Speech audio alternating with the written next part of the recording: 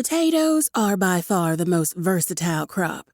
You could fry them up, bake them, or throw them at undesirable men who refuse to leave you alone. At least, that's what I enjoyed doing with them. I snatched another baked potato from my friend Cinnamon, who balked in protest. Before the spice trader could reclaim her favorite treat, I sidestepped out of her reach and prepared to fire another round at my latest annoyance. Jack stumbled back and held his hands up.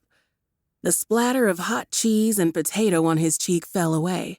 In its place was a red mark that swelled with the consequences of him not following my simple instructions.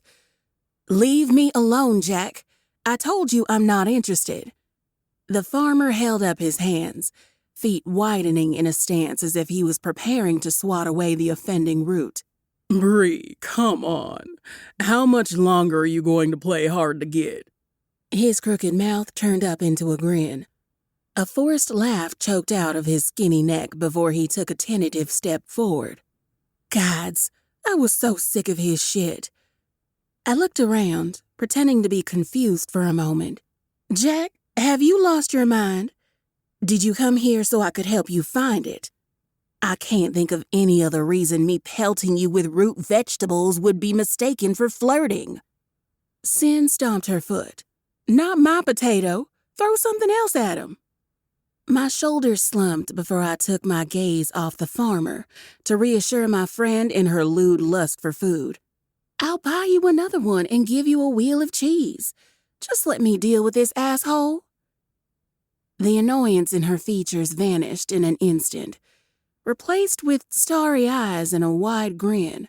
"Never mind, it's yours," she chirped, and spun around, set her fists on her hips, and glared at the man as if he were a small child in need of a reprimand. "You heard the lady, Jack. She doesn't want you, so get gone." Cinnamon's glare in itself wasn't the most terrifying thing in the world. She herself was rather short. Several inches of her height could be attributed to the proud crown of curls on her head. But what was terrifying was the dragon shifter behind her. Sin's husband, Fallon, sat on a bar stool nursing a mug of mead.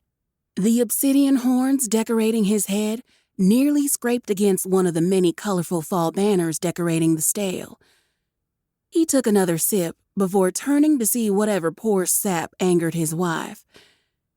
Jack's back straightened when the demon locked eyes with him. The farmer's raised hands twitched. He opened his mouth, then thought better of it and swallowed. I couldn't blame him. Fallon was terrifying. It had only been a short time since Cinnamon and our goddess's chosen hero, Priscilla, returned from their respective journeys. Normally, a returning hero was met with cheer and a village-wide fall celebration to commemorate another successful demon purge.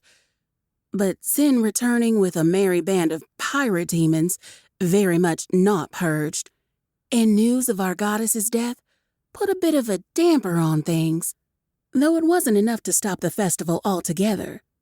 The residents of Boo Hale could be in the middle of a raging tsunami and still find an excuse to party. In the distance, I could hear Carter and Katie blaring their latest song for all to hear. The only thing that couple loved more than their bakery was playing music, a gift they shared any chance they could. Not to be outdone, most of the shop owners in the village had set up stalls lining Boo Hale Center. Bright banners and shimmering lanterns lit up our small corner of the world like a sea of stars. Delicious smells of festival food and incense greeted you everywhere you turned. Even with everything that's changed in this short amount of time, a party just made everything feel like home. Priscilla did her best to help Sin explain to the rest of Boo Hale that her new friends meant no harm and it was, in fact, our own goddess, causing all demons to become crazed animals. But some villagers took it better than others. Humans had been worshipping the goddess Mava for hundreds of years. To find out it had been a lie crafted by some undead witch was hard to swallow.